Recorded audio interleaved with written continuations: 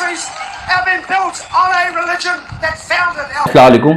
पूरी दुनिया में इस्लामोफोबिया बहुत तेज़ी के साथ बढ़ता चला जा रहा है। ख़ास तौर से वेस्ट में और यूरोपियन कंट्रीज़ में तो इस कदर इस्लामोफोबिया बढ़ रहा है कि वहाँ पर रहने वाले मुसलमानों को अब डर लगने लगा है। आखिर इसकी वजह क्या है कि पूरी दुनिया के अंदर इस कदर इस्लामोफोबिया बढ़ रहा है?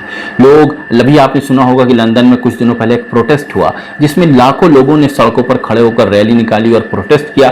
It has to be clear that Islam is our real enemy. We have to get rid of Islam. Islam doesn't belong to Europe. Islam doesn't belong to the UK. Islam, Hinduism, Baha'i, Buddhism, and whatever else you're into are all false.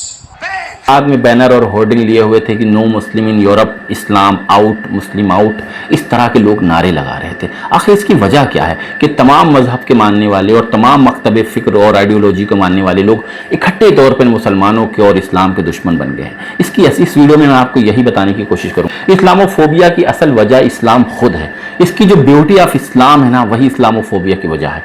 आपने पढ़ा होगा कि पूरे Europe में और पूरे waste के अंदर सबसे तेज़ी से कोई मज़हब या कोई दीन जो रिलीजन फैल रहा है वो इस्लाम है। और वो इसलिए नहीं फैल रहा है कि मुसलमानों की आबादी बढ़ रही है, बल्कि वहाँ लोग कन्वर्ट होकर मुसलमान हो रहे हैं। वहाँ के जो क्रिश्चियन हैं, वहाँ के जो यहूदी हैं और वहाँ के जो ख़ासतौर से एथिस्ट हैं, वो बहुत तेज़ी के साथ इस्लाम से एम्ब्रेस हो रहे हैं। अक्सर आप न्यूज़ में पढ़ते होंगे कि फ़लाँ हॉलीवुड की सेलिब्रिटी ने इस्लाम कबूल कर लिया। उसकी वजह यही है कि ब्यूटी ऑफ इस्लाम है। इस्लाम जो फ़िक्र, जो आइडियोलॉजी और जो नज़रिया देता है, पूरी दुनिया का कोई मज़हब और कोई आइडियोलॉजी उसका मुकाबला नहीं कर सकती। इस्लाम जो मसावात और बराबरी की बात करता है, पूरी दुनिया के किसी मजहब में वो बराबरी नहीं है। इस्लाम ही है जहाँ एक ही सफ़ में खड़े हो जाते हैं महमूद और याज़। यही वजह है कि इस्लामोफोबिया इतनी तेज़ी के साथ बढ़ रहा है, क्योंकि जो मौजूदा निज़ाम है, जो दूसरे मजहब के ठेकेदार हैं, उनको ये डर लगने लगा है कि अगर इस्लाम इसी तेज़ी के साथ बढ़ता चला गया तो उनकी अपनी गद्दी ख़तरे में पड़ जाएंगी। लॉजिक से या फिर डिबेट करते तो मुसलमानों का और इस्लाम का मुकाबला कर नहीं सकते,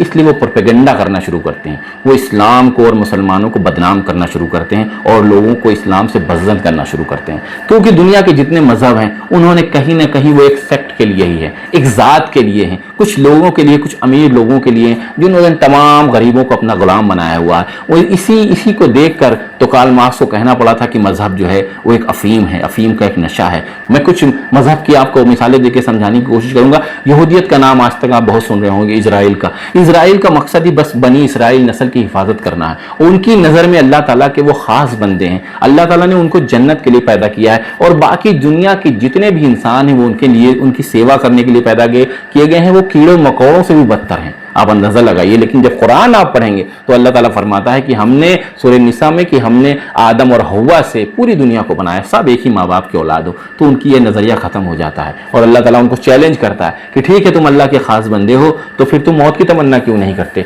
तुम मर जाओ ना, फिर दुनिया में क्या करोगे? इतना मुसीबतें उठा रहे हो, जाओ जन्नत में रहो।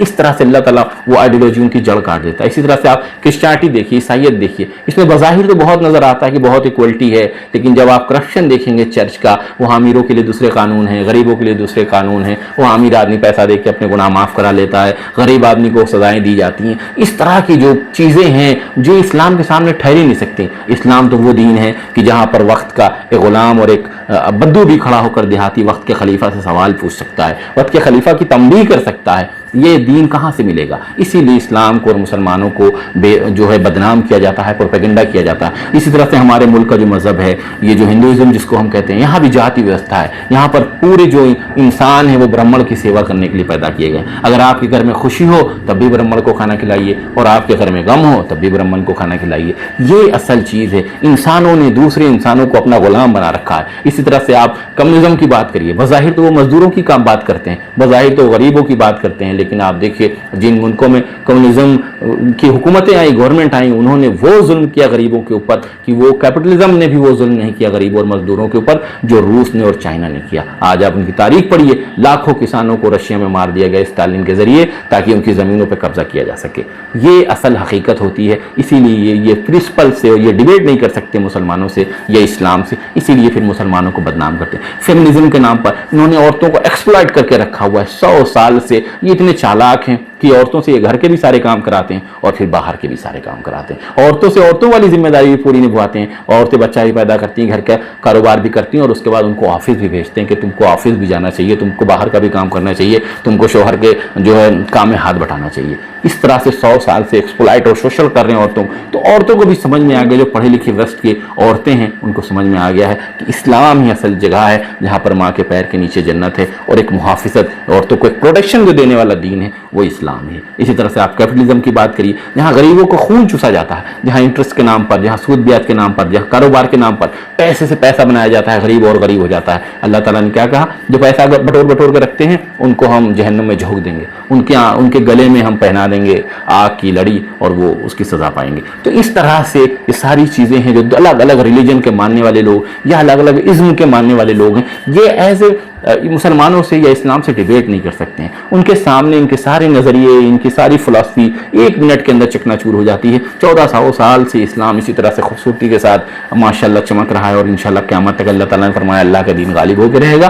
اسی لیے پروپیگنڈا کرتے ہیں, مسلمانوں کے خلاف, اسلام کے خلاف بدنام کرتے ہیں, تاکہ معصوم انسان, عام انسان جو اسلام کی طرف جانے نہ پائے وہ لوگ, اگر ہوتا نہیں کہ آپ پہلے سے کسی کے بارے میں بزن کر دیجئے تاکہ لوگ اس کے قریب نہ جائیں. جس طرح سے اللہ کے رسول کے زمانے میں مکہ میں جب کوئی آتا تھا تو پہلے ہی بتا دیا جاتا تھا کہ محمد نام کا ایک شخص صلی اللہ علیہ وسلم ایک جادوگر ہے, یہاں ایک کاہن ہے, تم اس کے قریب مت جانا, ورنہ وہ تم کو اپنے قبضے میں کر لے گا. وہی کام آج تک بدستور جاری ہے. آج بھی آپ عام انسانوں کو اسی طرح سے مسلمانوں سے اور اسلامی فکر سے دور رکھا جاتا ہے تاکہ ان کے کانوں میں اسلام کی دعوت نہ پڑنے پائے, تاکہ یہ اپنے حق کے لیے جاگ کھڑے ہوں, اپنی قدر و قیمت ان کو سمجھ میں آ جائے, اور یہ بھی اللہ اکبر کی صدائیں لگانے لگ جائیں. یہ اسلام ہی ہے, جو اس کی وجہ خود اسلاموفوبیا کی, یہ اسلام ہی ہے. السلام علیکم.